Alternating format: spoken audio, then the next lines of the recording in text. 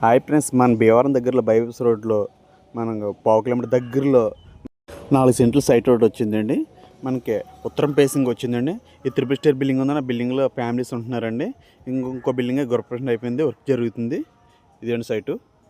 ఈ తమ్మం కాడి నుంచి ఇదిగోండి, ఇక్కడ తమ్ము ఉండేది అంటే ఇది మొత్తం 8 సెంట్లు ఇద్దరిదండి. ఇది 4 సెంట్లు అది ఆ తమ్ము ఉంది కదండి. దీనికి మధ్యలో ఇక్కడ తమ్ము ఉండేదానికి తమ్ము వేసుకోలేదంటే వీళ్ళు. ఈ సైట్ వచ్చేటప్పటికి మనకి 4 సెంట్లు. సెంట్ వచ్చి మనకి 7 లక్షలు చెబుతున్నారండి. ఒక సెంట్ వచ్చి 7 లక్షలు చెబుతున్నారు.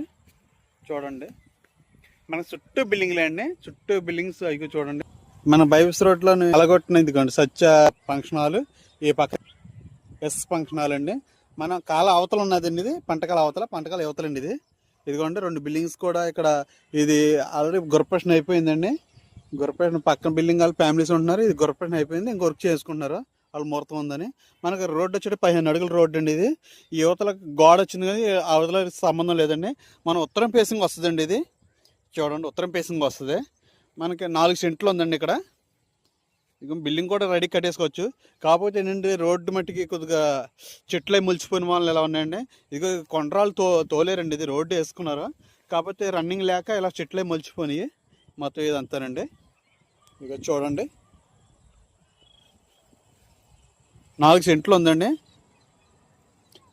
మన పావు కిలోమీటర్ వస్తుందండి బైపాస్ రోడ్డుకి.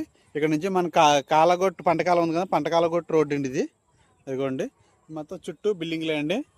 ఇక ఇవన్నీ బిల్డింగ్లే అండి మొత్తం.